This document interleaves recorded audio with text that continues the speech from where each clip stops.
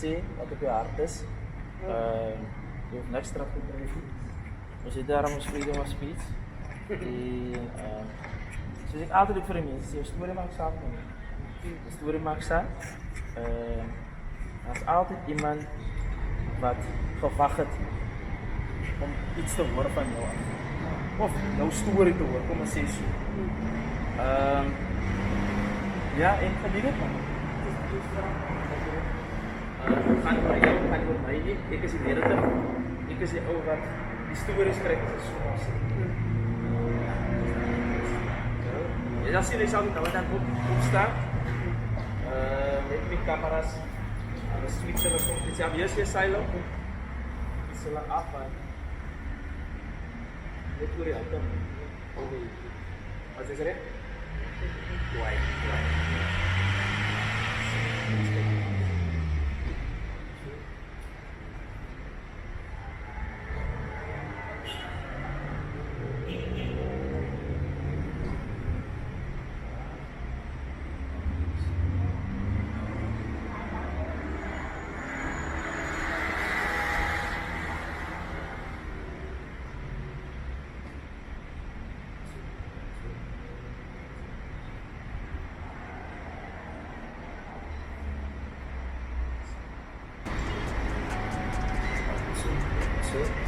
Berapa saling? 1, 2, 1, 2. Goeiemôre, goeiemôre, goeienaand julle, hoop dit gaan goed. Welkom by nog 'n episode van Wisdom of Solomon. Ons is tweede gas hierso. En hierdie hele segment of series vir die maand van April gaan oor the gravesite is empty. Net om 'n bietjie konteks te gee, ons eerste episode sal uithaal vir hierdie maand wat ons met Bradley gesit het. En vir die wat nog gekyk het, wat geïnteresseerd is oor die man wat hier aan die regterkant sit. Dit gaan oor waar ons elke keer teruggaan na die gravesite toe. Daar's actually niks vir ons by die gravesite toe. En dit is hoekom Jesus opgestaan het, hy het die dood oorwin, maar soms voel ons dat die dood is nog steeds ondergekry. Nie letterlik die dood nie, maar iets wat vir ons die dood laat voel. Daar's verskillende voorbeelde wat ek kan gebruik van maak as ek nog praat van ons as man.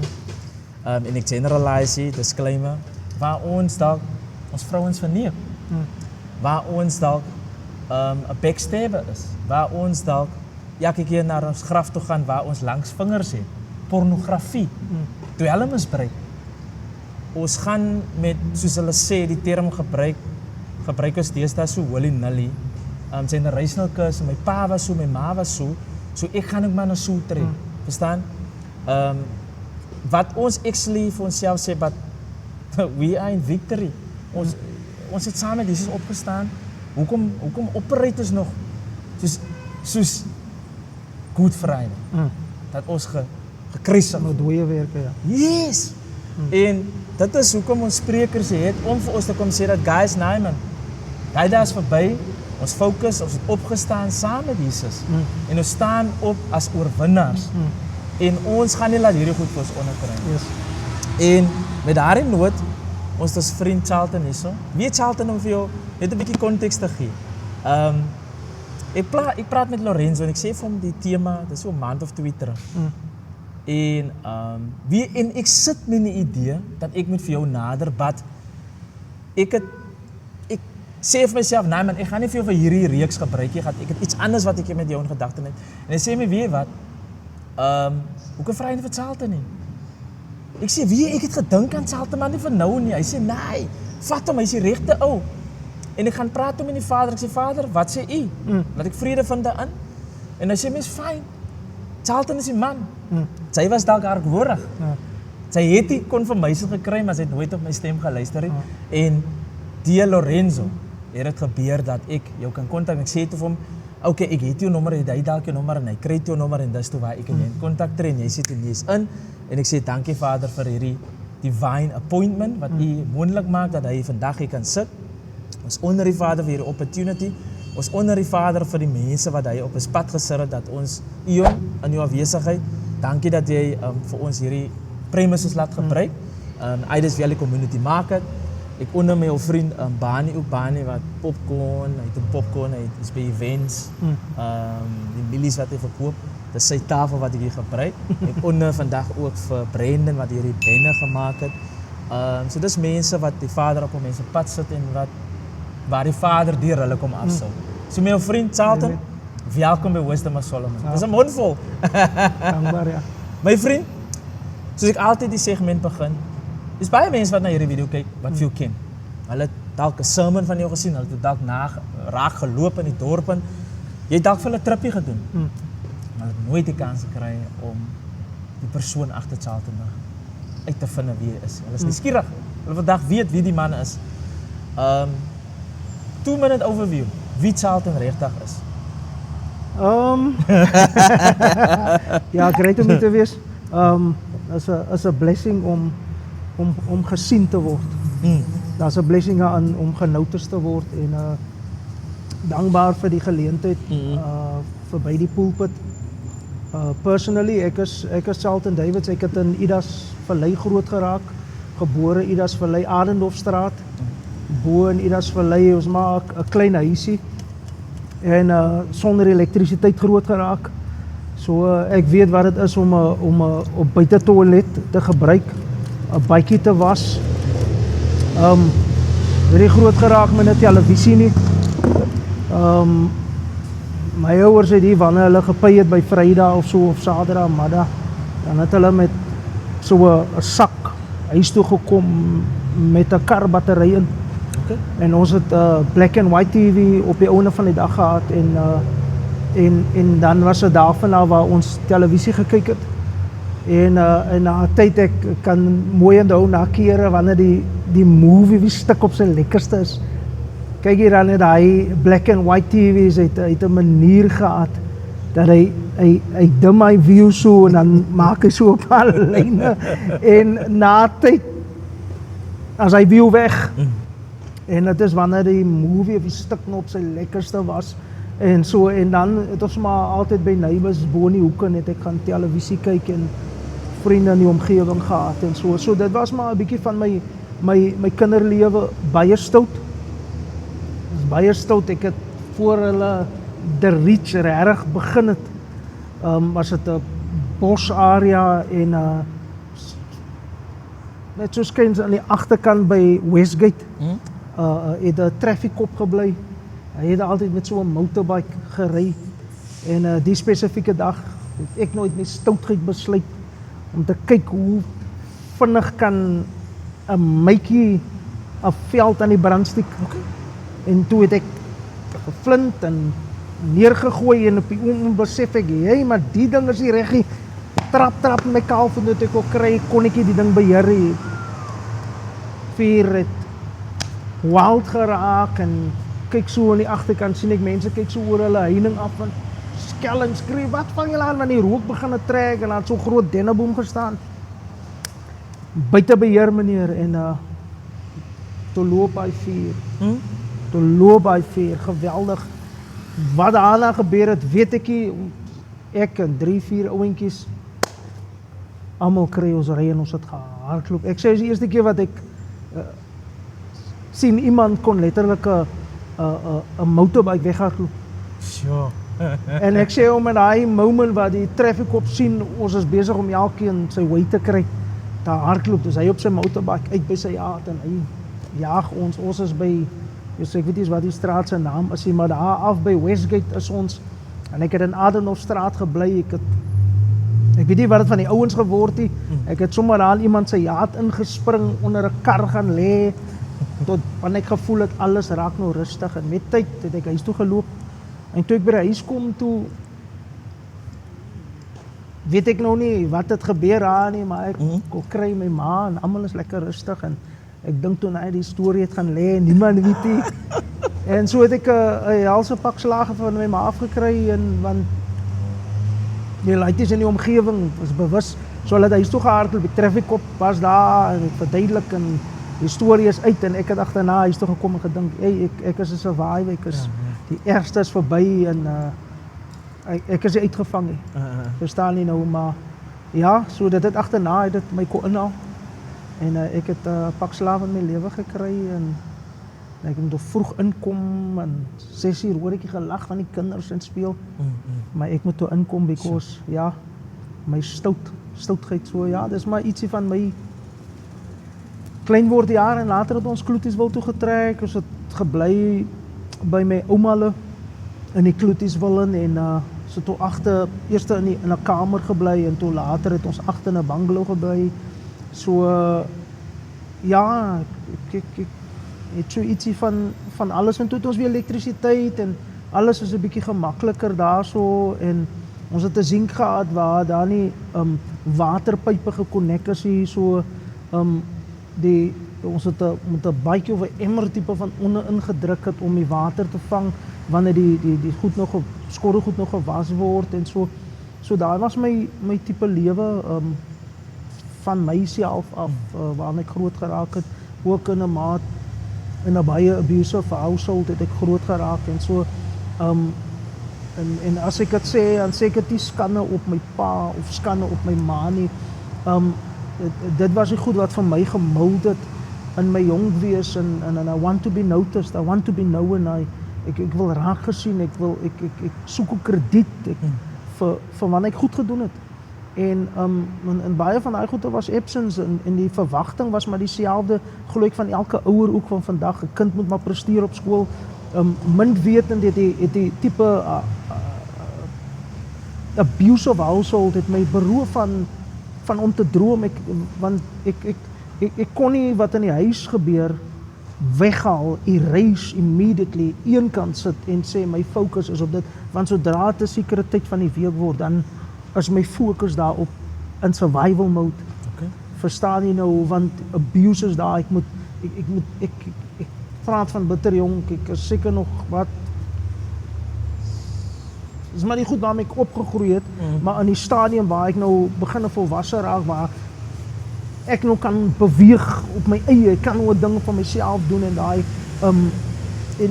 en dan is dit baie kere waar ek voel dis abuse, fisiese abuse tot die dood toe, wat ek goed moet explore in die huishouding en waar my ma baie kere net vir my uitroep en of ek sien want ons het in een kamer gebly.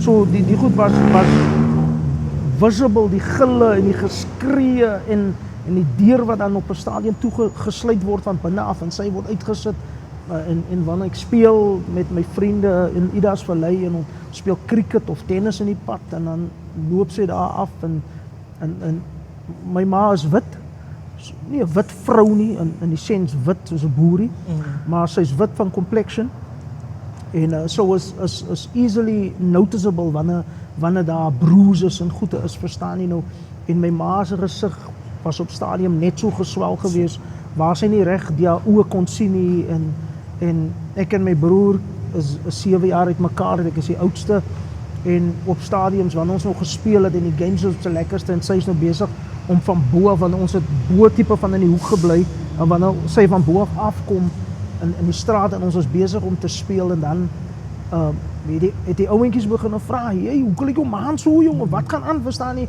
so was regtig embarrassment moments vir my en ek kon nie wegsteek, ek kon my nie wegkruip nie, dis visible, is sigbaar en ja, so dit is die tipe goede waarmee ek groot geraak het en ek was 'n grapjas op skool, ek was 'n geweldige grapjas en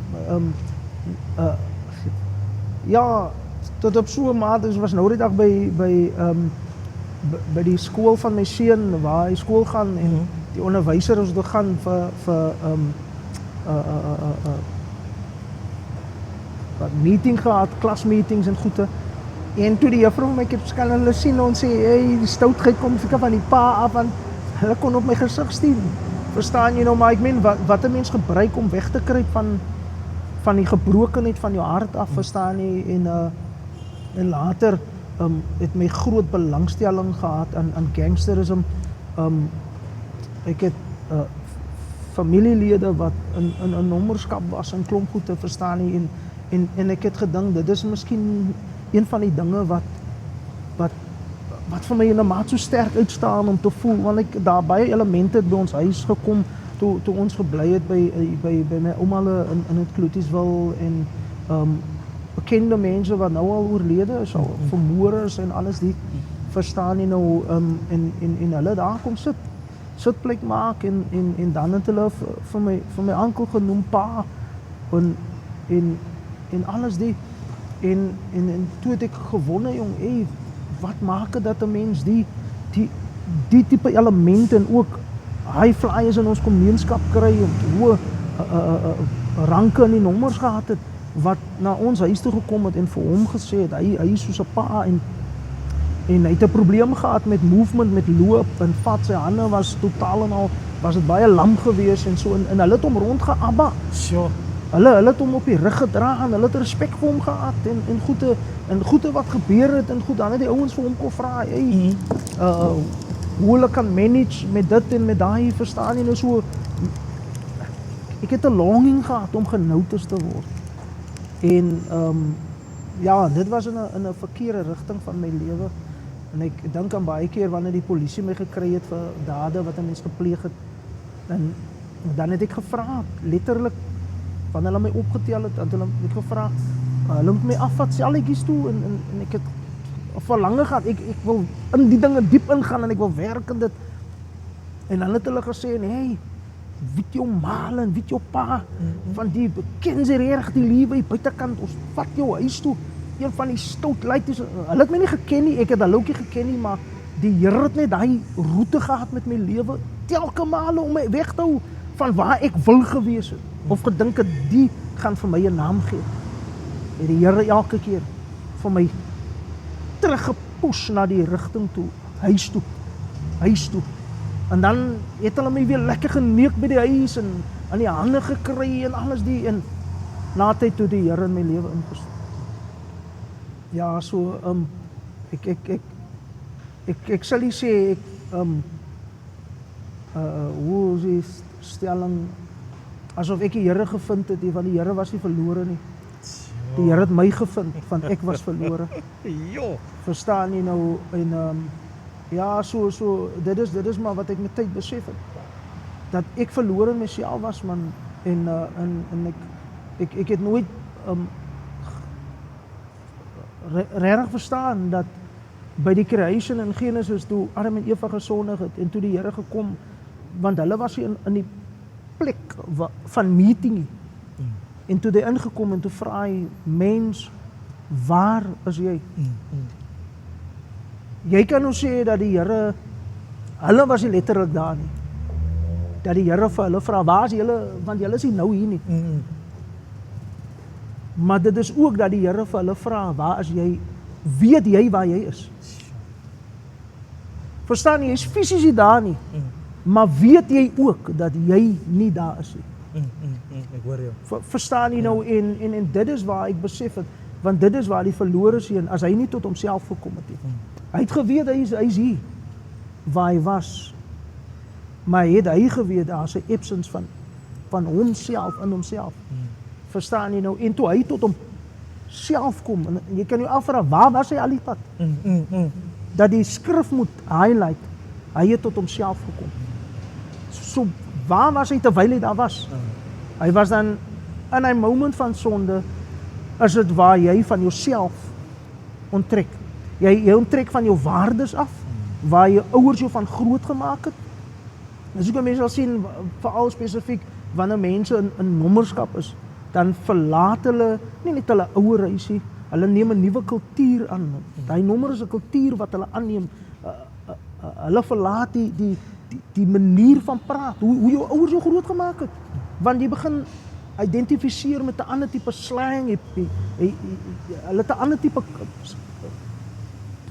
manier van praat man, hulle leer totaal en al iets niets aan, but you need to unlearn waarvan af jy kom. Verstaan jy nou, en dit is wat ek besef het waar, by die punt van my redding, as ware vir my plaasgevind het, is dat die Here nooit verlore was, ek was verlore, en ek moet myself gevind het. Verstaan jy nou, in daai proses, en so, ja, daar is in 'n nutshell, ek het maar baie gesê, maar dit is waar ek was, en op daai stadium, dat die Here my kon vind het, man. Jy praat van kinders, Hoeveel kinders het jy? Ek het 2. My meisiekind Abigail is 19 en my seun Jeremiah is nou 16. Okay. Jy is getroud? Ek is getroud, 23 jaar is ek getroud met dieselfde vrou, mooi vrou, pragtige vrou Zenobia. Hoe is die getroude lewe? O maat, dis elke dag beter as die dag van tevore, moet ek sê. En ek glo dat die getroude lewe is net wat ek het maak. Wat ek het maak. Is nie wat iemand anders het maak nie, is wat ek het maak. Is ook nie wat my vrou dit maak nie, is wat ek het maak. Because ek is a firm believer daarvan dat entering into marriage is ek het gekom om te gee. Okay. Ek het nie gekom om te ontvang nie. Ek het absoluut gekom om te gee, want ek gebruik die Bybelse principle dat Jesus het die wêreld so lief gehad dat hy sy eersgebore seun gegee het. Die Here het die wêreld so lief en dat hy sy seun gegee het, Jesus Christus. En dat hy die demonstrasie was symbolically van liefde. Die Bybel sê ook in 1 Johannes dat God is liefde. So 'n mens sal nie God vind nie unless God homself reveal. So niemand gaan weet dat ek hulle liefhet nie unless liefde nie gereveal word. So ek dis hoekom dit vir my is dit 'n absolute blessing om saam met Zenobia getroud te wees. Nice. Is vir my daagliks 'n blessing. As daar challenges, ja, definitief soos in elke huwelik, verstaan jy nou, but I choose to love. Ek kies om nie te haat nie, ek kies om in vrede te lewe, ek kies om 'n way te vind dat ons weer connect na ons gestry het, na ons sy disappointed is in 'n ding wat ek gedoen het of ding wat ek gesê het, selfde na haar kant toe. Ons kies daagliks om in liefde te bly, al maak het soms seer en al voel ek is nog gebroest oor gister of oor wanneer, but I choose love. Nice man. Ek kies dit bo enigiets. Kies ek om lief te hê. Ja. Luister, jy praat van jouself, hoe jy erkenning gesoek het. Kom ons gebruik die laymanste woord, het aandag gesoek by jou pa. Jy het dit nie gekry nie, toe vang jy nou nonsens aan. Kom my vrees op dat jy dalk te veel aandag gee aan Abigail en wat sê aan se naam nie? Jeremiah. Kom my vrees by op dat jy kan my kinders ook daarop eindig waar ek op eindig.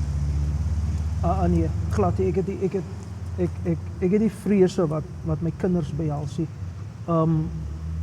Ek glo dat wie ek was, is absoluut in Christus begrawe. Ek het saam met Christus opgestaan in 'n absolute nuwe lewe, nuwe bestaan, al die ou dinge het verbygegaan, nie sekere nie, maar al die ou dinge. En ek sê vir my kinders gereeld, ek en my vrou maak hulle nie groot vir ons nie. Ons maak hulle vir die Here groot. So daar gaan baie goed wees wat hulle nie gaan verstaan nie. Unless dit deur die Gees op 'n stadium in hulle lewe gereveal word. Maar ons het ons goddelike waardes wat ons het en so ver moontlik na die woord is waarby ons kinders groot maak. So ek sal nie vers of om sê quote die skrif sê of Psalm dit of Filippense dit sê dit of dit nie, maar ons maak hulle groot met Bybelse waardes waar ons sal sê, ek sal vir my seun altyd sê vir Jeremiah, moenie aan ander doen wat jy aan jouself nie gedoen wil hê nie. Verstaan jy nou wat Bybelse waardes is, maar hy gaan nie 'n skrif uithaal en sê die quoteer die skrif dit en dit sê dit nie, maar dit is met Bybelse waardes waarmee ons kinders regtig groot maak, man. Verstaan jy, dis die fondasie wat ons op 'n vroeë stadium in hulle lewe belê. Hulle is tot alles in staat. Nie deur ma en pa nie of deur waar hulle studie of whatever wie ever saam hulle is nie, maar deur Christus alleen wat hulle die krag gee. En mondelik is dit in situasies nog nie geontdek nie, maar hulle is in staat om whatever vir hulle nou onmoontlik lyk, as hulle by magte om dit te kan doen. So vrese en daai goede het ek geensins dat my kinders as 'n generasievloeke sal inloop waar my ouers of ek persoonlik ook ingeloop het. Ek het geen belief van dit hê.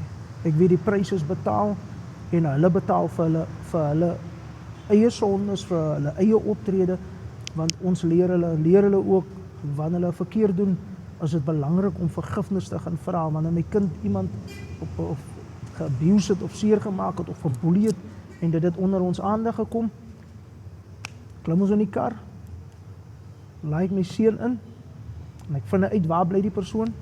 Dan gaan ons tot by die persoon se woning en hy gaan verstaan hoekom moet hy vergifnis vra, hoekom is dit verkeerd of whatever, en hy gaan regmaak.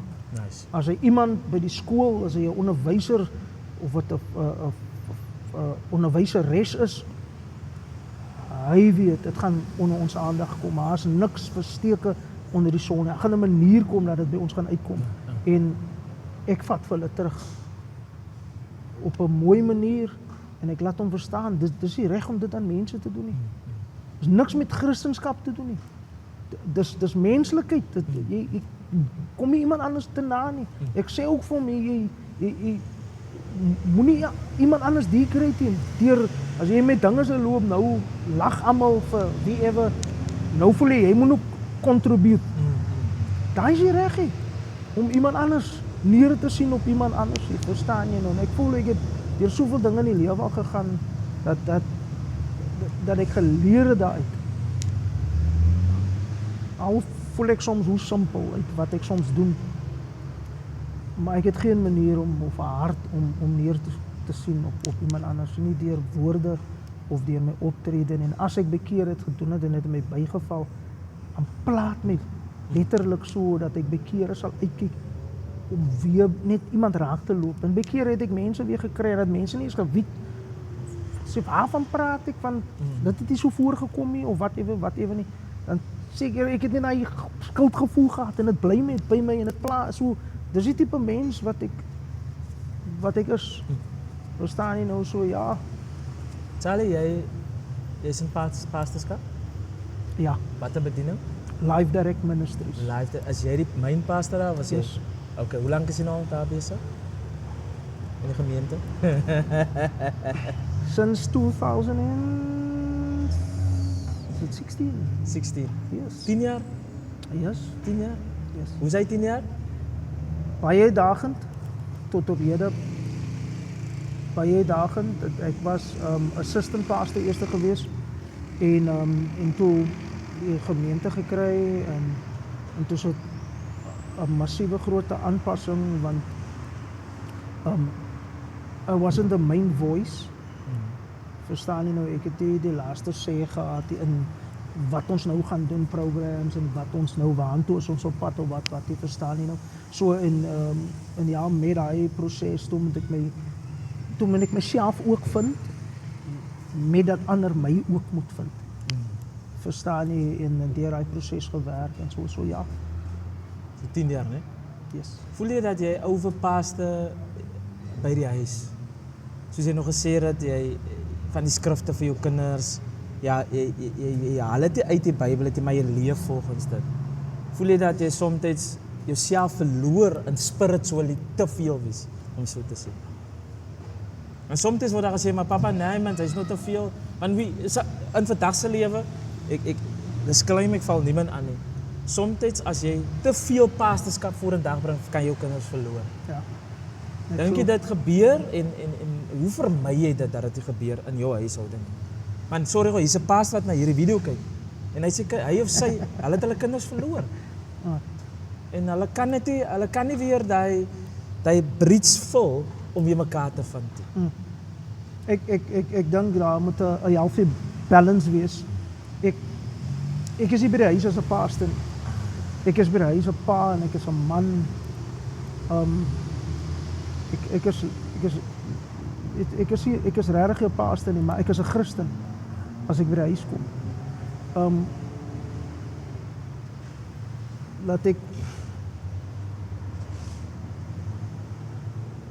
Laat ek so sê. Hier's water hierin en dit is 'n bottel. Ja. Maar daar's ook water wat uit 'n kraan uitloop, maar as ek by die huis is, dan gaan ek net 'n plastiek bottel uit drink. Dit is nou wanneer ek in die straat is. of waar ek myself bevind buite die huis. Maar as ek by die huis is daar glase waaruit ek drink. Maar dit is ook water wat ek drink. So dit is net die uiterlike wat change, maar die inhoud bly dieselfde. So wanneer ek by die huis is, dan sê ek Christen soos ek 'n pastoor 'n Christen is. Maar ek haal die titel af. Want ek approach my kinders met 'n titel of my vrou met 'n titel. Verstaan jy, wanneer ek vir hulle wanneer ek my kinders approach, dan maak ek hulle soos ek sê groot maak uit die huis. Dit het niks te doen met 'n pastoor nie. Dis hoekom ek sê ek maak nie my kinders groot vir die kerkie. Ek maak die kinders groot vir Christus, vir Jesus, want voor ek die titel gehad het, voor daar 'n botteltjie was en voordat daar 'n glas was die water. So voordat ek die naam, die pastoor of apostel of evangelis, wat ook al behels gehad het ek die Here ontmoet. Verstaan jy nou? En dit is waarmee ek hulle groot maak met die waardigheid van Christendom. Waarin ek glo, wanneer die titel nie, wanneer mense nie in my glo nie, wanneer mense wegloop van 'n kerk af, wanneer mense nie wil accept ek is 'n pastoor nie, of volgens mense se kriteria is ek nie naaste by die toeg of die titel werd pastoor nie, as ek 'n Christen. En dit is waarop my geloof gebaseer is. Nie op my titel nie, nie op my labels nie, nie op my prestasies nie, nie op 'n goeie preekie of 'n handshake van ek het gebid en die Here het 'n ding gedoen, op my Christelike waardes, wat in die Bybel staan. En so dit is waarom ek my kinders groot maak.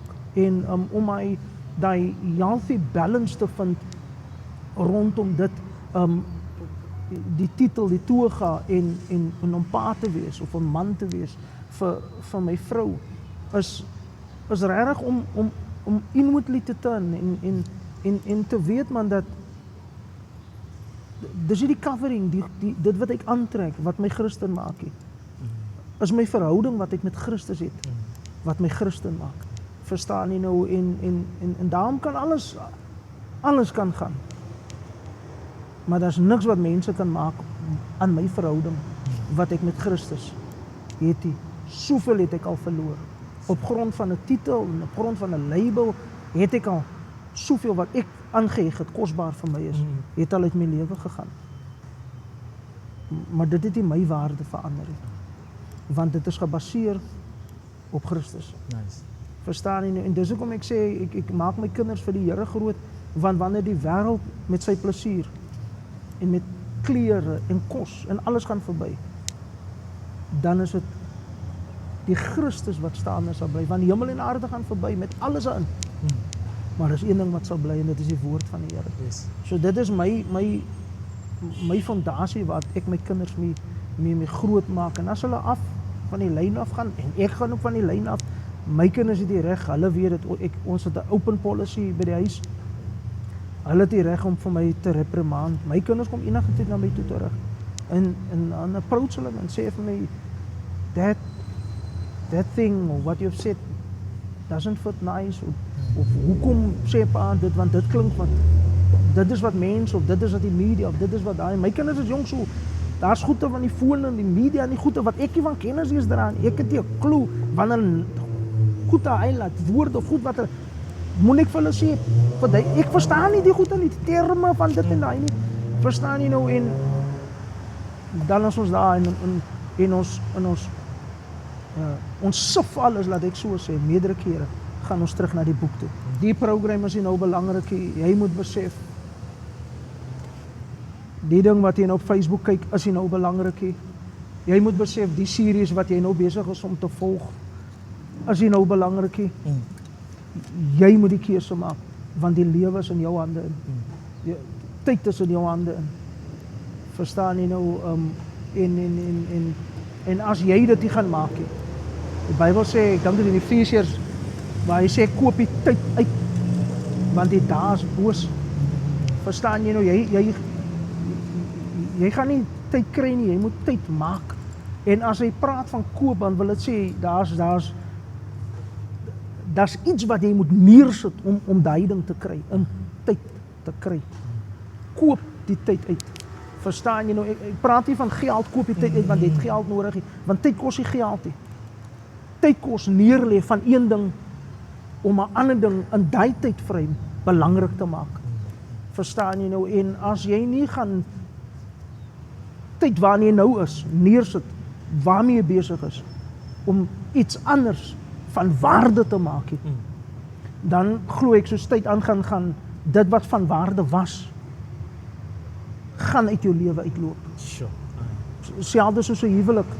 As ek gaan sien, tyd met my vrou, persoonlik is nou van waarde nie.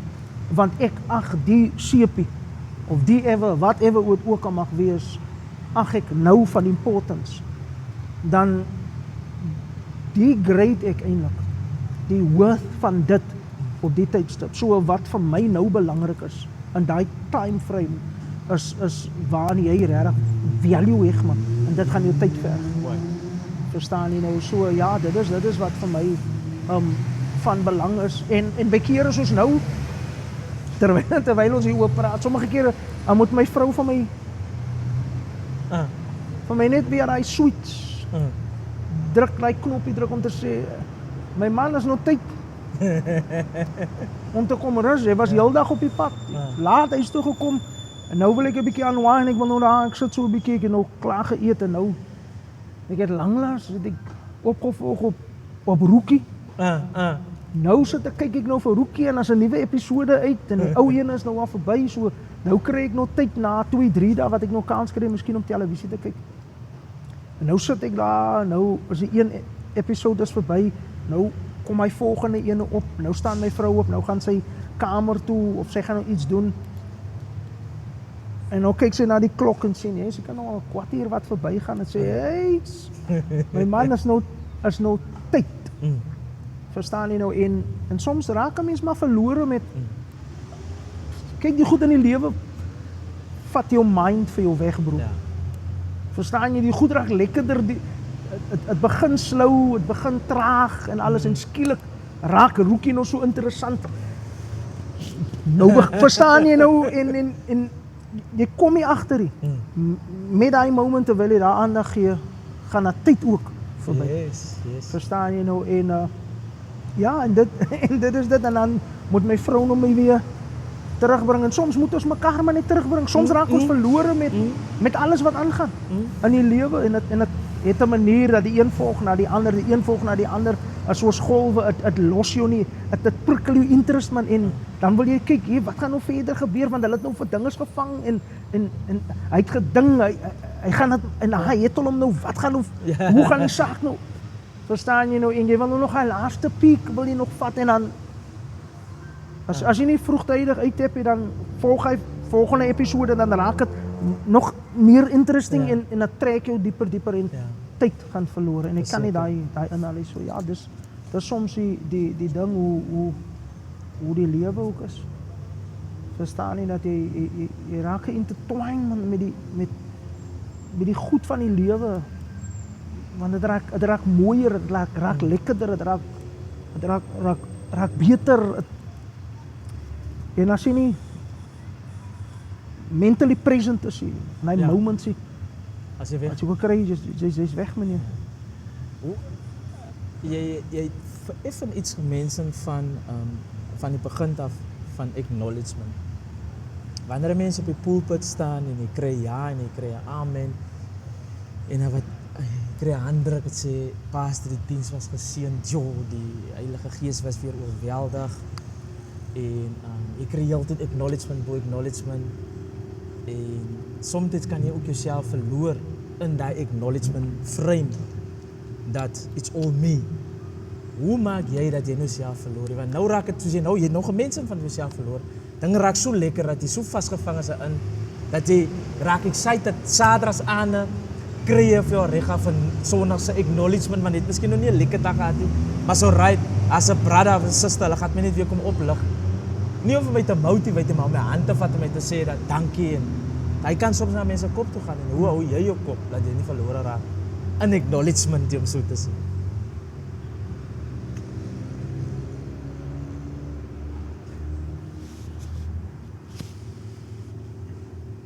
Ek het nog nooit daaraan gedink nie.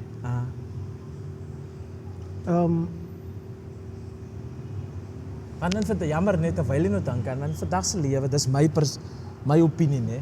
Ek is entitled towards my opinion en ek is open ook. Wie even na hierdie video kyk is meer as welkom om te reageer op my opinie en my anders kan ek sê my te regwys of my net 'n bietjie ook te guide in die regte way wat ek sou lê aangaan.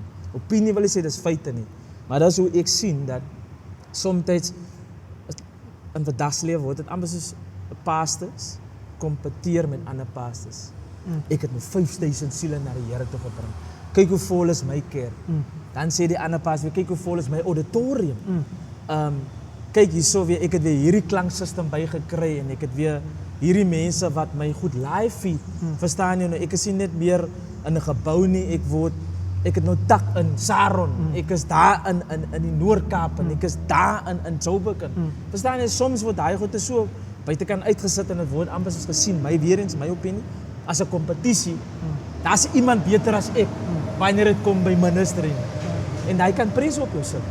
En soms het jy net daai nodig dat dankie man.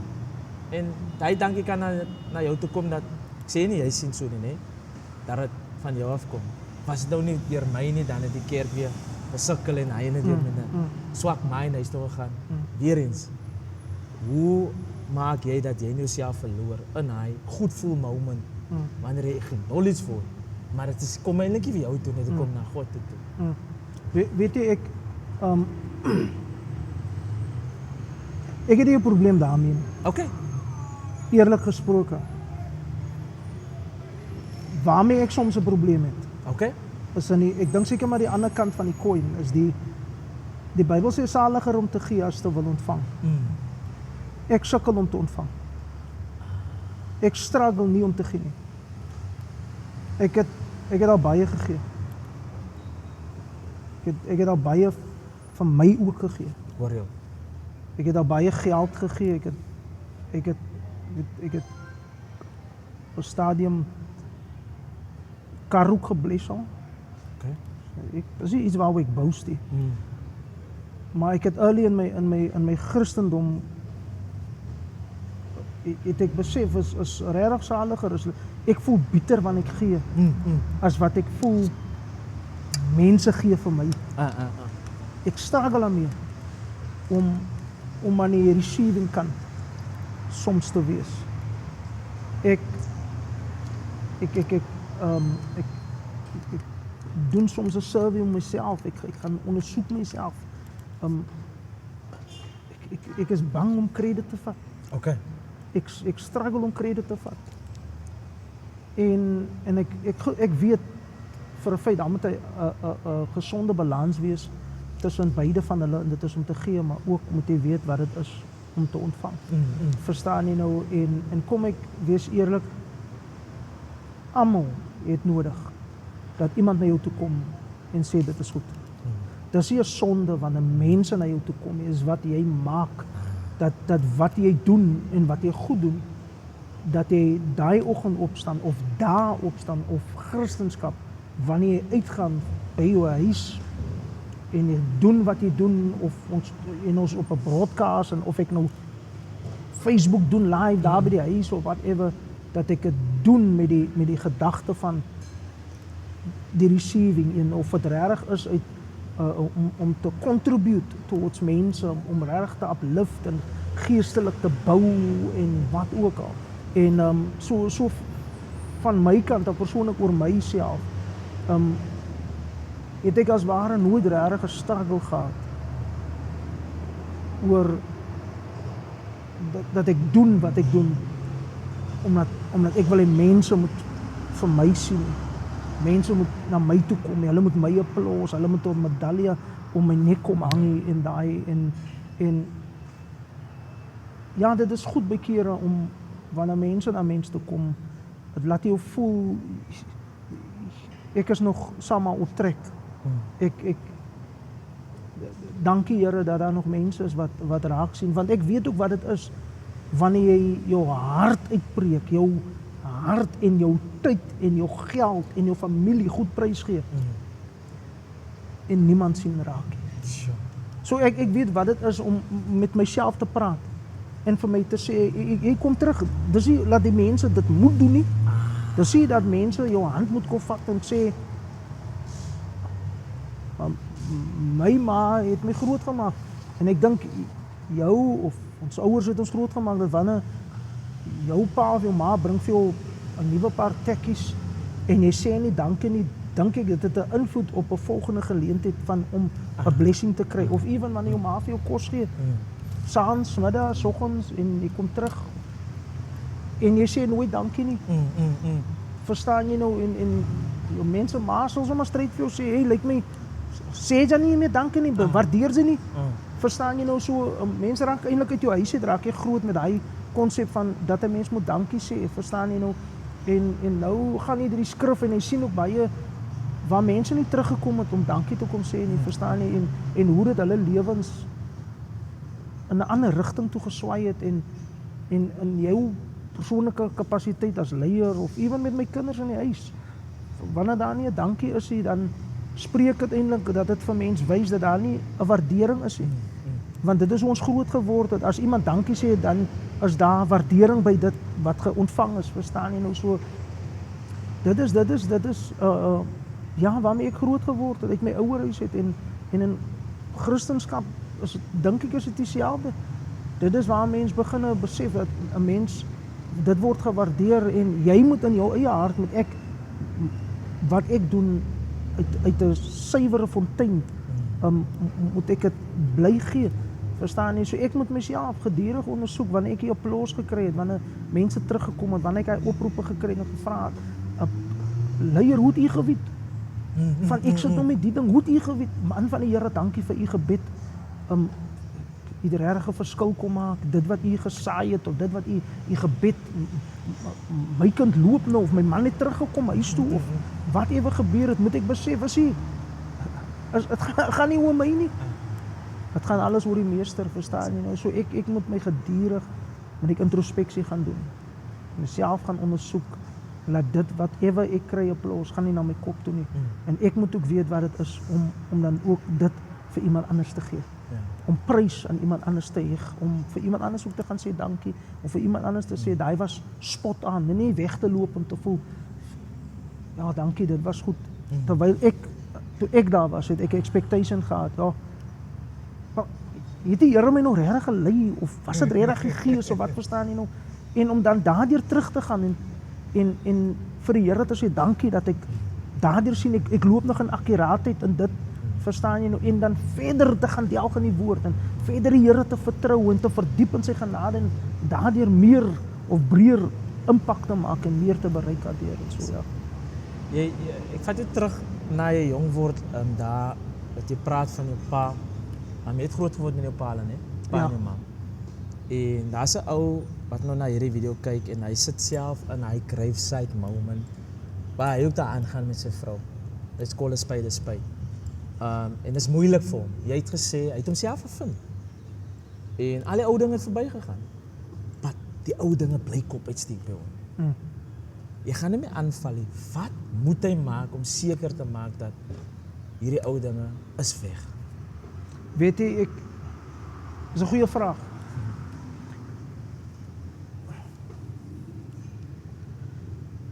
Ek is versigtig om dit te sê. Okay. En ek wil nie dit moet uit perspektief gevat word. Dis hoor jy. Dit wat ek wil sê is dit. Is van kardinale belang om te fokus op. Ons kan nie fokus op Jesus se sterfte alleen.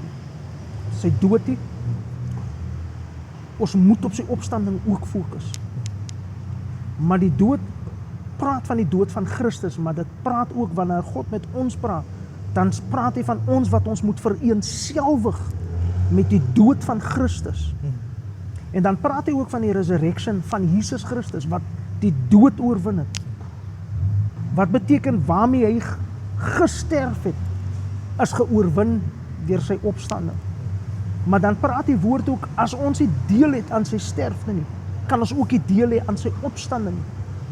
Nou, die werke van die vlees is die dooie werke, die dooie werke. Ons is dankbaar vir Jesus se opstanding. Ons is dankbaar absoluut vir die resurrection. Maar daar's vele van ons Christene wat die Here dien. Sê meneer. Sê wat op jou hart is. Wat nie vereenselwig is met die opstanding nie, maar meer met sy dood. Ons verkondig die dood van Christus en sy opstanding. Maar ons word meer geïdentifiseer met sy dood as wat ons geïdentifiseer word met sy opstanding. Hoekom? Want daar is die victory nie. Ons dien, ons sing, ons bid in tale, ons profeteer, ons lê hande op die siekes en die mense word gesond. En ons preek soms vir 'n klomp mense en ons deel kos uit en ons doen al hierdie goede. Maar daar is net 'n absence van die krag van Christus se opstanding in ons lewe. Hoe identifiseer of hoe vereenselwig ons? Ons het 'n datum van ons begin in Christus. Soos ek weet wanneer ek na die Here toe gekom. Yes. Met daai vereenselwig ek met die want my geesmens het wakker geword, het opgestaan in my binneste. Ek het 'n nuwe mens kom word. Al die ou dinge het as ware tot sterfte gekom. 'n Nuwe mens het in Christus opgestaan. Die lek daarin, deur die ou mens weer terugkom. Onthou die soos die term of wat mense sê, kyk jy mens kan vergewe, maar jy gaan nie vergiet nie. Yes. Nou deurdat jy nie wil in die Bybel is kleed daarop dat Jesus, God kom in die woord sê in Jesaja, hy sê hy dink nie meer. Hy dink glad nie meer. Dit is nie in sy memory nie. Hy lewe nie vandag met wat jy gister gedoen het nie. Verstaan jy? Otherwise het jy nie vandag hy deurbraak gekry nie. Otherwise het jy nie het hy liggie aangegaan nie. Otherwise het jy nie dit gemaak van hier tot daar nie. Otherwise was jou gebed nie beantwoord nie. Verstaan jy nou? Want die Here dwaal nie op wat gister gebeur het nie. En al manier oor hoe ons nie gister se foute in vandag gaan herhaal nie. As ons self gaan sien volgens Romeine 6. Vereenselwig in sy dood, maar ook vereenselwig in sy opstanding. Want ons kan nie meer in dooie werke lewe nie. En die dooie werk is die werke waarvan Galasiërs van praat. Ek kan gaan sien opposite van die vrug van die Gees. As 'n mens wat in Christus gerevive is, opgestaan het, dis hy 'n nuwe mens. En die vrug is as gevolg van 'n saad wat geplant was. So daai vrug het wakker geword toe jy tot bekering gekom het, sy opstanding, soos ons begrip het van sy sterfte. Dat ons weet ons is vergewe. Daar's geen meer ongeregtigheid en ek word nie geoordeel op wat was hier. Romeine 8 sê daar's nou dan geen meer veroordeling oor vir die wat in Christus Jesus is. Paulus kom, hy sê wie reken 'n man na die vlees? Want dit is hoe baie ons nog mekaar kyk. Verstaan jy nou? Hy sê wanneer ek na ou kyk, dan wil ek reken op die nuwe mens wat in Christus is. As wat ek wil nie hoor wie hy was. Hy was die grootste gangster gewees. Want nou stap hy ou en dan kom daai aura nog saam met daai mens, want die mense vrees nog op grond van wie daai man was. Yes. Hulle accept nie eintlik die nuwe mens wat hy nou in Christus is. Dit is moeilik en dit was dieselfde met Paulus gewees. Toe hulle gehoor het, die man is, toe die manne skiet, toe staan iemand, toe wil die manne hom nie invite na hulle kerke toe nie, want die man het hy vrees gehad, die gebleer loop nog saam met Paulus saam. Verstaan jy nou? En ek is 'n familie, ek glo dit met my hele hart, met my hele wese glo ek, dat daar 'n mens kan wegstap, soos die skrif sê, al die ou dinge het verby gegaan. Alles het nuut geword. Weet jy wat is ons fokus? Ons fokus is meer die sonde as wat ons fokus, of laat ek so stel, jy kom na die Here toe as 'n roker. Jy's nou by die Here, maar jy rook nog. Ja. Jou fokus is op daai rook. Kyk, iets wat jy minder aandag gee, gaan later sy interest op jou verloor.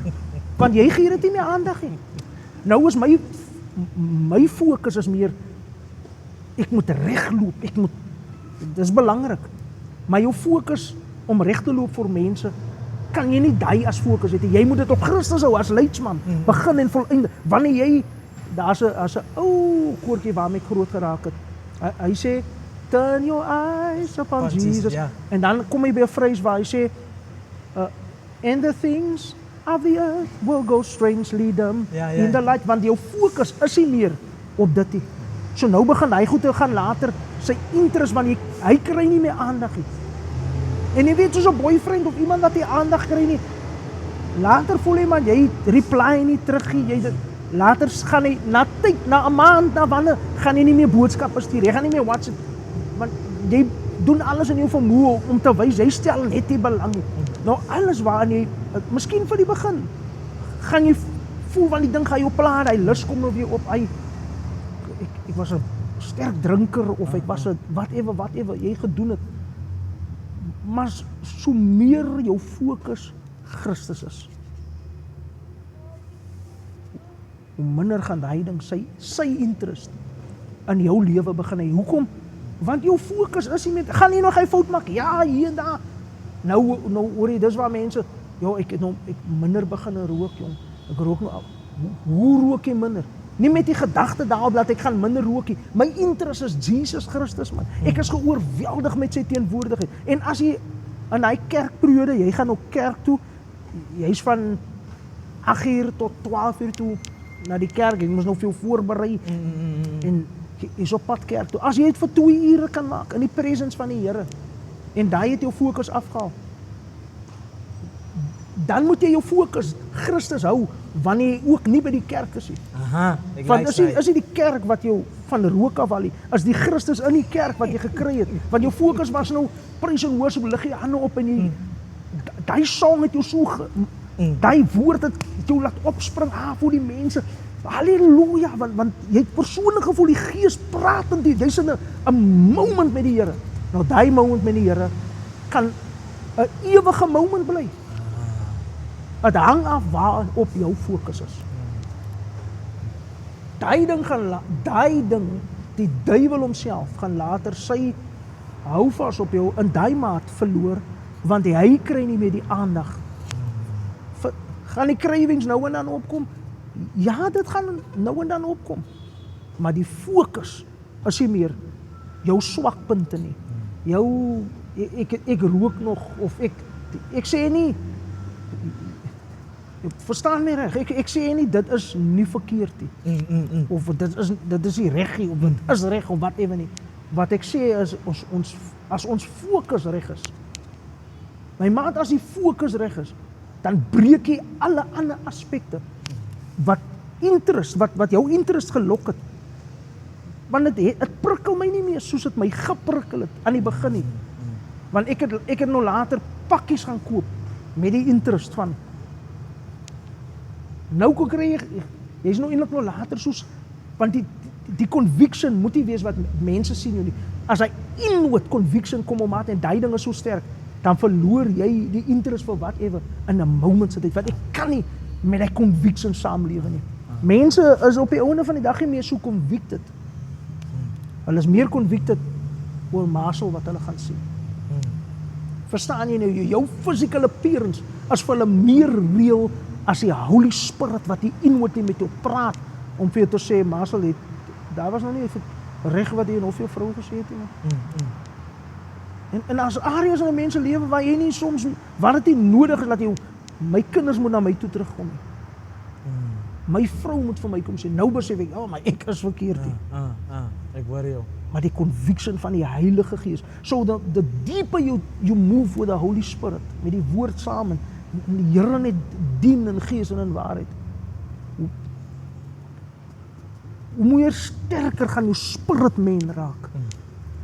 Want nou al die goede is attached aan jou fisiese mens, jou physical being, en dit trek jou van God se aandag.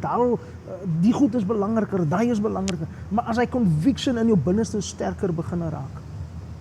Ek het 'n term, ek het iets wat ek gebruik wanneer ek bid vir mense wat siek is. Okay. Sal ek vir mense sê, rede hoekom mense sekere mense sukkel om gesond te word. Wanneer mens letterlik van mense bid vir genesing, hoekom mense sukkel om gesond te word? Wanneer ek vir mense bid, dan praat ek nie met die Here nie, dan praat ek met die kondisie. Hoekom sê ek dit? Ek sê dit want Jesaja het dit geprofeteer en in Lukas is dit bevestig dat deur die wonde van Jesus het daar genesing gekom. Daai spreek van die kruis. En toe Jesus in Matteus 10 die disippels gevat het, toe het hy vir hulle gesag gegee. Hy sê vir hulle dit. Hulle moet uitgaan, hulle moet die evangelie gaan verkondig en dan sê hy en hierdie teken sal vir hulle volg en hulle moet gaan en hulle moet hande op die siekes lê en hy sê vir hulle moet hulle gesond maak. So hy stuur vir my uit as 'n vaardige dokter van die college af, van die universiteit af. Ek is klaar gestudie. Hy vaardig my af. Hy sê ek moet gaan in die mag van sy naam en dan moet ek die duiwels uitdryf en ek moet die siekes gesond maak. Nou kom ek in die naam van Jesus en dan praat ek met daai siekte. Nou wat gebeur is, kom ek maak 'n simpel voorbeeld. Iemand het kanker. Ja. Jy is nie gewoond om met die cravings van jou liggaam te praat nie. Jou liggaam sê ek is nou, jy is nou honger. Nou was die kos nog so lekker. Nou gaan jy nou nog 'n plate skep, nie omdat jy honger is nie, maar omdat dit lekker was. Ja. Jy het nie selfbeheersing in jou lewe nie. Jy word beheer deur jou 5 sintuie, deur wat jy ruik, wat jy sien, wat jy hoor, wat jy proe en wat jy voel en al jou sintuie word jy beheer. Wanneer jy jou sintuie onder die gesag van jou stem plaas, wanneer daar 'n siekte of 'n probleem is in enige area, dan kan jy daai ding ook aanspreek, want jy het selfbeheersing in jou eie lewe. Dit is soms die moeilikste, dat jy gaan bid ek vir iemand. Daai ene is nie gewoond om sy liggaam te dissipline. Daar is nou 'n siekte wat in hy in sy liggaam ingaan. Sy sinte en sy liggaam is nie gewoond om te luister na stemme nie. Sy liggaam besluit wanneer hy wil eet, wanneer hy wil drink, wanneer hy wil slaap, wanneer hy wil whatever doen. Sy liggaam is nie gewoond aan dissipline nie. Almal slaap, maar ek moet 5 uur opstaan nie. Dissipline 10 uur is etenstyd, oggend breakfast of is sy liggaam enige tyd van die nag as ek staan net op, eet ek sommer enige ding, maak ek yskas op. Hier's drinks. Sit sommer hy borrel 2 liter drinks, Coke sit ek voor die mond. Ek het geen dissipline nie. As ek koek sien, dan kan ek nie sê vir die koek nie. Want my sintuie sê vir my die ding moet geëet raak. Ek moet die ding destroy, ek moet hom klaar maak. Daar's nog 5 skywe oor. Ek laat sommer die kinders weet, elke net sy stukkie, daai 4, 5 wat oor is, daai's my. Ek het nie selfbeheersing nie. Nou daai dag bid jy vir iemand. Dan in daai moment verwag daai persoon, is nie onmoontlik nie, maar dit is waar die stryd vir wat ook al daar is, waar iemand addicted is, bad habits in sy lewe, waar mense dit moeilik vind om weg te stap. Ja. Want mense het nog nooit sy lewe gedissipline nie. Hy het nog nooit gesê vir 'n feeling wat hy kry nie. Hy kyk 'n mooi vrou, hy weet hy is getroud. Dan kyk hy daai mooi vrou aan en dan laat hy sy gedagtes met hom hardloop. Hy het nie dissipline in sy lewe nie, of sy het nie dissipline nie, of ek het nie dissipline nie, of whatever nie. En dan kom maar iemand anders van buitekant en met daai ding word aangespreek. Broer, dan lyk dit mense kan vloek of mense Yes. Hoekom? Want hulle is nie gewoond aangespreek, want hulle het hulle self nog nooit aangespreek nie. Nog self laat opstaan en sê, maar dis verkeerd. Nee, dis nie reg, ek moet 'n bietjie orde kry, of jy weet daai nuwejaarsvoorwense was hoeveel van die mense het weer verval en weer verval en weer verval, want hulle kon nie hou by hulle woord nie. Val 'n mens 1 of 2 keer? Ja, ons almal, ek het ook al baie maar eerens, wanneer ek vir myself gesê het, then I need to stick. Nou kom bid jy vir my, dan maak dit vir my makliker. Hoekom? Because ek kan maklik agree met jou, want ek weet wat dit is om op my eie liggaam streng te plaas teen my eie gevoelens. Verstaan jy, om te sê nee is nie, of ja is ja. Maar ek het 'n expectation, ja, vir jou en nie vir jou, maar op myself kan ek daai dinge toepas. En dit is wat ek ondervind het met die tyd wat ek die Here dien, veral in die spesifiek met genesing. Verstaan jy nou? En dis hoekom mense baie keer nie in onmiddellik genees word nie. Want baie mense se genesing vat 'n proses. Because daar seker goed in hulle lewe wat ge-unlearn moet word voor hulle weer daai nuwe kan adopt. Verstaan jy, sekere mense, ja maar adopt daai vinnig. Maar sekere sukkel om tot daai punt te kom. Ek het mense gesien wat ek letterlik voor gaan bid het, wat immediate genesing ontvang het. Kanker wat uit mense se liggaam uitgeloop het. Hulle kon nie opstaan nie. Kankers in die murg in van hulle bene. Lê hulle agteroor. Dan gee God my 'n woord daar en ek weet dis die Here wat praat. En ek bid nie, spreek en ek beveel hy siekte. Ek praat met hy, daar's 'n spirit, daar's 'n demonic spirit. Daar's 'n siekte, daar's 'n gees wat hy mense captive hou. En ek spreek teen daai gees. En hy ene was vir daai week bedleen, huis toe gestuur van die dokter af, van die hospitaal af, daar is hy hoopie. Okay. Hospis. En van hospis af, het hulle laaste ure by die huis kom spend. Keelkanker, bloedkanker, kanker in die murg van die bene, you name it. En dan gee die Here vir my 'n woord. En as mense wat name kan noem wat vandag lewe, wat van hospis af gekom het. Kanker spesifiek, bloedkanker. Bloedkanker wat jy kan nie hande klap te vinnig hê, want as jou bloed te vinnig stol na jou hart toe, jy kan omkap en jy kan doodgaan. Staan ek daar in die huis, dan kou die ouma die naels. Sê ek, ouma, die Here het opgedaag, man. Bid en spreek en hy klonk so lewe. Sit ek my stopwatch aan en sê ek, my maat, jy luister vandag na my, want dit is wat die Here van my sê. Ek verklaar oor jou, die bloedkanker verlaat jou liggaam. En van nou af as jy gesond. Bloedkanker moet die mense sakkies by die hospitaal gaan kry, bloed. Ja? As jy hulle kyk, meneer, dan is hulle so wit soos hy kar is. Bleek, meneer, bleek. Hulle, wanneer hulle loop, moet hulle slow steps. Ja? Want as jy te vinnig move, dan kap jy om. Spreek tot die bloedkanker. En daai persoon is immediately genees. Laat hom hardloop vir 2 minute. Toe kom ons maak dit nog, gaan maar nog goed. En die ouma sê, nee, hy gaan dit nie maak nie. Want het al gesien al. Okay. Hoeveel keer het hy gevind, wanneer hy iets te vinnig gedoen het. Sê, ouma, not on my watch. Want ek is 'n dokter in die spirit. Ek het die papiere nie, my maat. Maar ek het die Here duidelik van my hoor sê. Ek het dit gehoor. En ek het evidence. En na hardloop hy klonk daar. Bro, en hy gaan nie weer hospitaal toe, en hy kap ekie om nie. En die Here doen hy werk. Hy het al kom testify by die kerk. Wat die Here kom doen het vandag, ek sien hom baie keer, ry hier in die ronde. Die Here het hom opgetel. Opgetel, meneer. Van bloedkanker af. Van bloed te moet gaan haal by die hospitaal om aan die gang te. Die Here het 'n ding kom doen. So, ek weet wat dit is wanneer iemand instantly onder die krag van die Here kom opgestaan het. Maar ek weet ook wat dit is wanneer iemand daai healing onmiddellik verloor. Want daar is die substance in iemand se lewe nie. Soos mense wat miskien nooit kerk gaan, wat nou die Here raak hulle aan, healing vind plaas. Maar nou kom hy, soos hy cravings terugkom, want jy het gerook, kom hy cravings weer terug, die vyand manifesteer weer vir jou, of jy voel weer hierse pyn en jy hou nie vas aan jou genesing nie.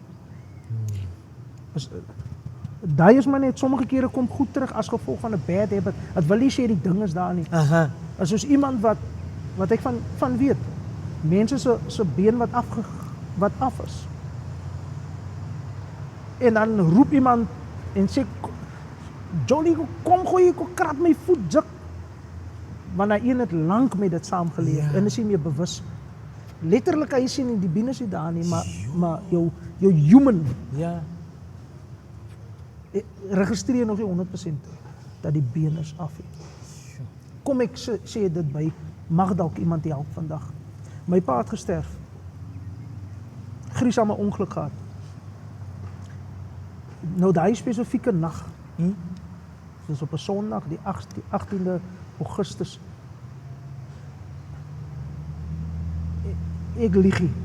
Ek het seker oor die 60 keer na sy foon toe gebel. Okay. Want my menslikheid registreer nie dat my pa is nie daar nie. My ma sal ek lieg nie. Ek bel aan mekaar. Terwyl ek bel sê ek vir myself, maar my pa is nie daar nie. Ja. Want my pa het 'n gruisame ongeluk gehad en hy is oorlede. Maar my brein, ek kan my fisiese mens wees, kan nog nie dit accept of Ja. ek bel met die expectation, hy gaan optel. Dis 'n ander gedeelte in my wat sê hy gaan nie optel nie want hy is nie meer daar nie. Ja. Maar jy kan nog nie regtig registreer nie dat hy persoon is regtig nie meer daar nie. En dit is soms hoe die lewe is. Jy het 'n gewoonte van mense. En daarom as jy nie uit daai periode uit kan lewe nie, dan sterf mense in hy brokenis. En dis hoekom soos man en vrou wat vir jare aankom. En ek weet wat dit is want my skoonma het ook afgesterf. En ek weet wat dit is. Want hulle het oor die 30 jaar het hulle saam mekaar geleef. Okay. Hoe moeilik dit is. Die eerste keer wat ek experience kry, sien hoe 'n man kan stikken wees oor sy vrou. Ek wil nie hê my vrou moet vroeg sterf nie. Ek weet nie wat gaan ek maak nie, die Here weet dit. Sure. Maar as ek het experience van dit wat ek maat as ek voel ek raak bewoe want is die werklikheid van die lewe, maar dit is ook 'n part wat ons weet wat gaan wees. Deel van die lewe, maar jy moet ook daarvan af aanbeweeg. Ja. So ek weet wat dit is om daar te wees, maar ek weet ook wat dit is om aanbeweeg, want my skoonpa het aanbeweeg. Sure. Hy het weer getrou, Nice. weer 'n lieflike maat gevind in die Here in. So ja, maar daai is die difficult parts van die lewe, maar dit was ook 'n training. Soms gebeur dit nie met jouself nie, maar soms laat die Here toe dat jy in die omgewing van mense is wat jy daardeur gaan, sodat jy ook begrip kan hê. Dit was nou voor die kruisiging. Wat beteken daar was 'n fisiese preparation geweest. Terwyl Jesus die profesie verstaan. Sorry, dat hy van sy Vader af gestuur is en dit is sy purpose, om vir die wêreld te kom sterf. Was hy disippels fisies uitgestuur om nog 'n swaard te gaan kry. Ja. Verstaan jy nou? En Jesus was ook in 'n wonderbaar moment waar hy dependent was op 3 disippels, Petrus, Johannes en Jakobus. Hy het vir hulle gesê hy's angsbevange tot die dood toe, want hy weet wat op hom wag. Maar met dit saam het Jesus ook vir hulle gesê, waak saam met my. Kyk jy nie vir 3 maande nie man, net vir 'n uur. Nie vir 'n weekie, nie vir die hele naggie, net vir 'n uur, waak saam met my. En wat ek daardeur wil sê is, en die belangrikheid rondom dit, is dat elke leier gaan op 'n punt kom van brokenis. En jy gaan ook. En ek was daar. Ek weet hoe dit voel. En jy gaan op 'n punt kom waar jy letterlik gaan voel jy's in need van mense. God is alomteenwoordig, maar jy's in need van iemand fisies om daar te wees.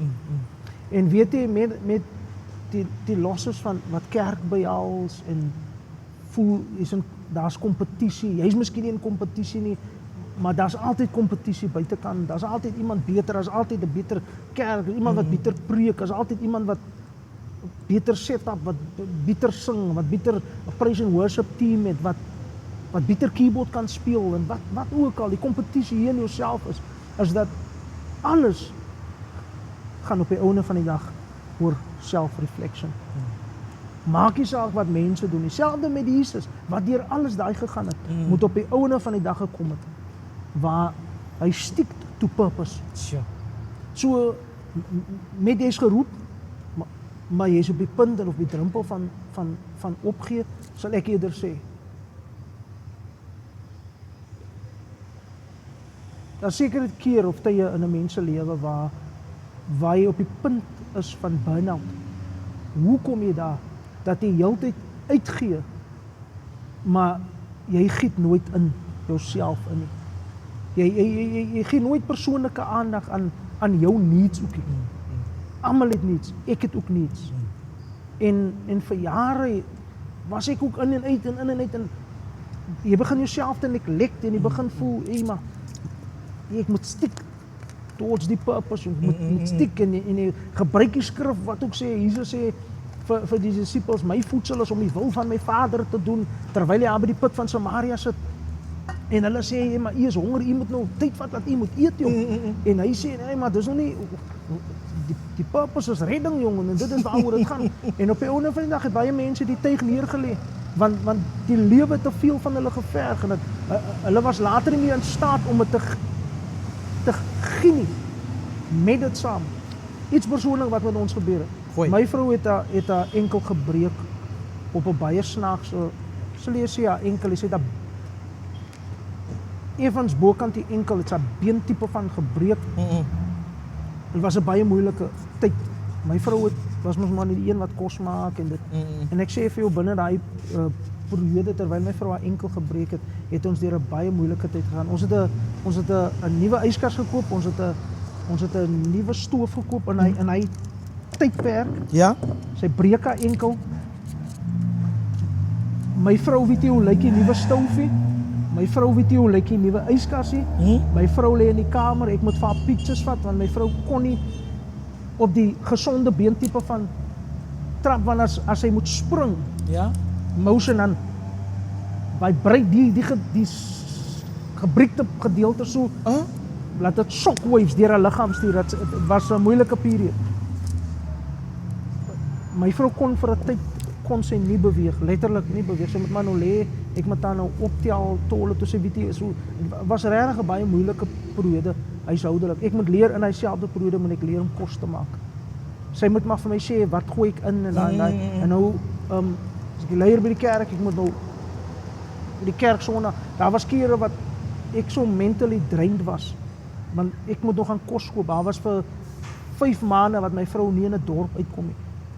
Goed wat leeg loop in die huis, het my vrou nie van kennis gedra nie, want sy was nie betrokke nie. Tandepasta in die siep, spices, kos, brood, toiletpype, die hoogs. Goede wat die vroumense ook benodig en alles. Sy was by niks betrokke nie, so vir die 6 maande moet my aandag huishoudelik 100% wees. Ek moet alles begin en ek is in die dorp en ek vergeet soveel goed het ek in daai periode het ek begin vergeet. Ek het myself begin en ek lek, want sy het my aandag, die huis het my aan my kinders. Want sy kon nie haar energie in dit inpon nie, want sy haarself was in need gewees. Daar was bekere wat ek by die kerk aangekom het. Dan het ek van die sound goed vergeet. Dan ry ek huis toe om die goed te gaan optel. Dan kom ek sonder die goed weer terug, het ek iets anders gegryp. Bliksem. Ek was op kere regtig teenwoordig terwyl ek daar was. Ek was geoverworked, dit was 'n woes tyd in my lewe. Ek was de mekaar, ek myself het myself op 'n stadium begin. Ek het 'n nervous breakdown tipe van gehad, because ek was overworked, dit is waar ek myself bevind het, op 'n stadium. En ek het net geleer, mense kan aangaan sonder my. Die lewe kan aangaan sonder my. Jy hoef nie ja vir elke niet te sê, ek gaan nou afwies. As mense het vir 2 dae kan gemaak het sonder my, dan kan hulle die 3de dag het ook sonder my maak. Yes. Verstaan jy nou? En ek het net my gesien as iemand wat daar, want ek is gekol vir dit. is beter om 'n bietjie rus te vat as wat jy die tuig heeltemal neersit. As omdat ons nie weet wanneer om nee te sê en om te rus nie. Ek sê ek switch af, ek gaan rus en dan gaan sit ek daar. Scan ek alles. Ek is op alles, ek hou alles dop. Ek chat nog met almal en as jy nodig het.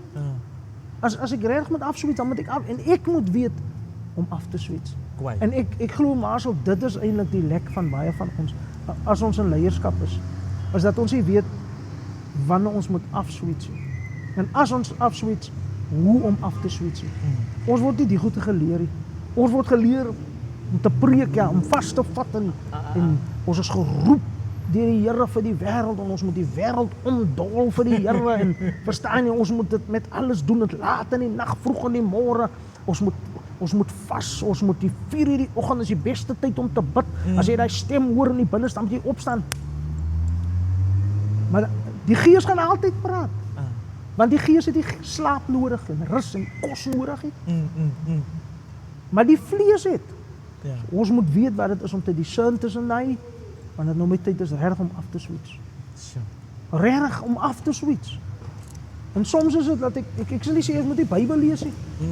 Maar ons moet reflect, ons moet meditate op wat reeds hier binne ons is. En daai is die tyd wanneer ons net af en met die Here, met die Gees praat. En hier binne dan bring die Gees maak lewendig dit wat die Here met ons reeds gepraat het, wat ons gelees het, word die Gees herinner ons aan alles dit. En daai is die period waar ons in ons rus begin kom. En begin besef it's not by might, it's not by power, but it's by the Spirit of the Lord. Sure. So voor hy breaking points in ons lewe kom, moet ons weet wat dit is dat die wêreld kan sonder ons aangaan. Die wêreld kan dit sonder ons maak. As jy nie môre is of jy sterf, dan gaan die wêreld aan sonder jou. Hulle gaan miskien onthou hy gesegde of hy woord wat hy, maar die lewe, die mense vind net 'n way om aan te gaan. Kwaai. Sonder mens. Sure. En soms moet die mense daai lyn in jou lewe trek waar jy dit vir jouself moet sê, hulle kan sonder my aangaan. Hulle het nou vir 3 dae sonder my klaar gekom. Hulle kan 5 dae ook sonder my klaar kom. Dit hoef nie nou die kraks van die mette te wees anders. Nee, en ek victim towards daai geval. En ek het op stadiums het ek 'n prys vir dit betaal. Ek het duur pryse vir dit betaal. Maar ek het ook uitgeleer. Ek het nie gestak by daai plek is beter om nie die tuig in te gooi nie. Is beter om stadium en tyd weg te stap, te onttrek, terug te sit. Nie jy gee nie op nie. Dis nie wat jy doen nie. Maar jy is besig om self te reflect en net weer perspektief te kry. En as jy hierna gerestore is, dan gaan jy met nuwe krag gaan jy weer aan. Charlie, daar's mense wat na hierdie video kyk en hulle wil graag meer van jou weet. Social media handles, waar kry hulle vir op social media? Kom ons begin met daar. Ek is op WhatsApp, as ek beskikbaar. Facebook? Ek was baie lanklaas, was ek op Facebook gewees. TikTok? Ek is op TikTok, ek is ook op Instagram en ek het die accounts daar op. So ek is meer as ek op WhatsApp. Ek was lanklaas soos ek sê op Facebook. Maar wat is jou handle op Facebook? Jou Facebook page se naam? Is maar Charlton Davids. Charlton Davids. Yes. Die kerk, hulle is geïnteresseerd, dat wil kom visit. Wanneer is julle kerktyd en waar is dit? Kom ek sê dit so, ons het as gesin deur 'n baie moeilike periode gegaan. Okay. En dit het baie gereflect op die kerk. Fisies het ons deur 'n baie moeilike periode gegaan. En wat gebeur het, ek het begin inskakel by ander gemeentes. Soos 'n bietjie meer gaan besoek. Okay. Meer gaan besoek en gevoel ons gaan ons vlerke bietjie sprei. Geen terre nie, want ek wil die mense gevoed bly, hulle moet gevoed bly. En so ek het begin uitreik en dan het ek na seker 'n naam kan noem. Was ek by Pastor Craig by Horizon Church. Ek dink hulle hou by die brandweersaal. Hou hulle kerk so ons het vir 'n lang tyd nou kom ons baie uit daartoe en dan gaan ons daar so by kere is baie sport ons kom heidaglik by Idas Vallei Sportgrond kom ons daar by mekaar in die kliphuis in. En so daar was baie sports en aan en af en my werk laat my soms ook nie toe. So ek werk ook baie en so. So vir daai rede was ons dan daar en dan is ons Sondag sekere kere is die gebou nie beskikbaar en dan het ons uitreike gedoen en al dan nie dan het ons gaan besoek. Maar huidiglik gaan besoek ons gereeld by Horizon Church. By Pastor Craig wat by die brandweersaal is. Hulle kom gereeld Sondag by mekaar en so dit is waar natuurlik gereeld die volk na toe trek. As ek persoonlik daar is, word daar vervoer gereël vir die gemeente om dan ook by hulle in te skakel. So dit is heiliglik die vloei van church op die stadion. Charlton, ek wil vir jou op hierdie oomblik wil ek dankie sê vir jou. Dankie vir die wisdom wat jy, dankie vir daai wat ek opgetel het is authoritarian voice wat jy het. 'n voice wat nie terugstaan nie. 'n voice wat praat in 'n perspektief van victory. 'n voice wat hard klink, maar wat is 'n blik klinkie.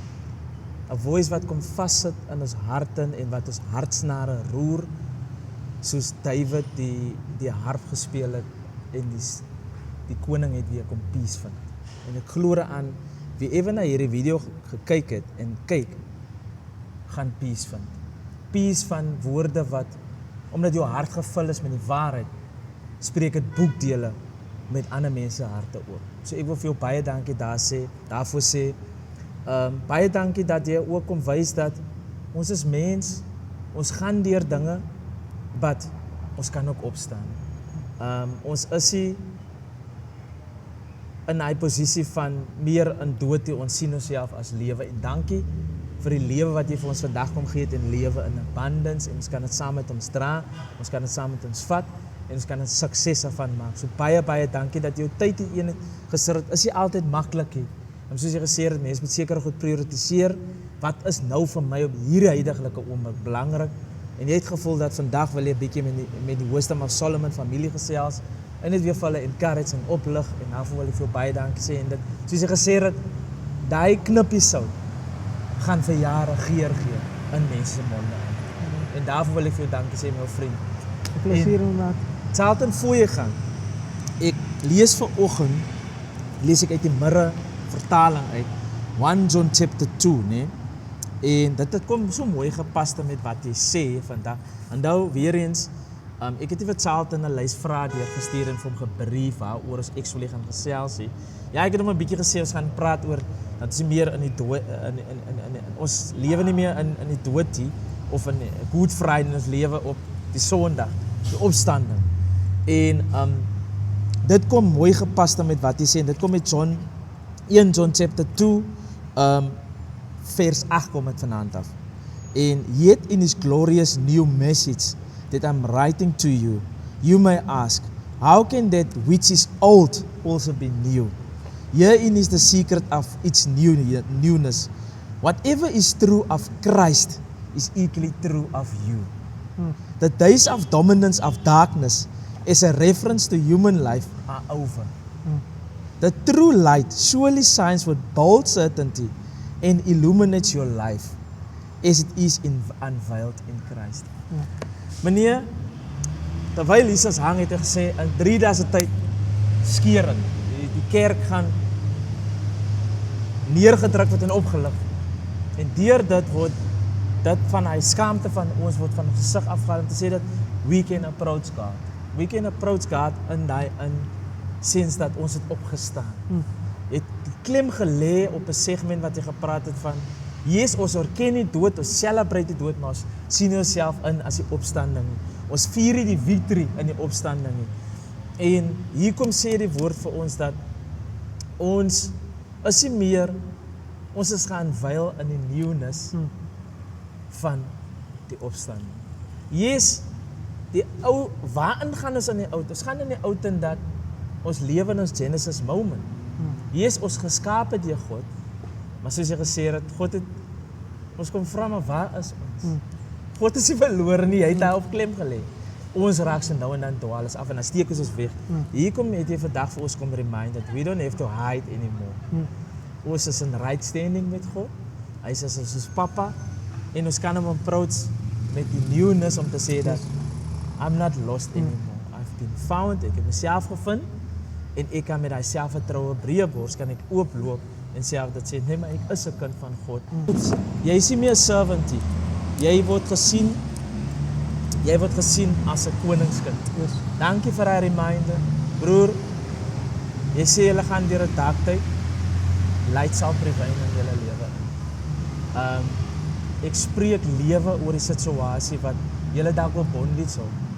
Ek spreek lewe dat julle sal opstaan soos die derde dag daai opstanding plaasvind. Dit is in julle in is net 'n sens van soos jy sê, kom ons doen 'n Husa moment. Ja. Ons doen hier 'n retrospect en ek spreek teen hy ding wat my bondage verloor. Vandag ons spreek victory oor wat ewe vir julle wil daar wil hou en gaan in vrede in. Jy het vir ons vrede kom gee.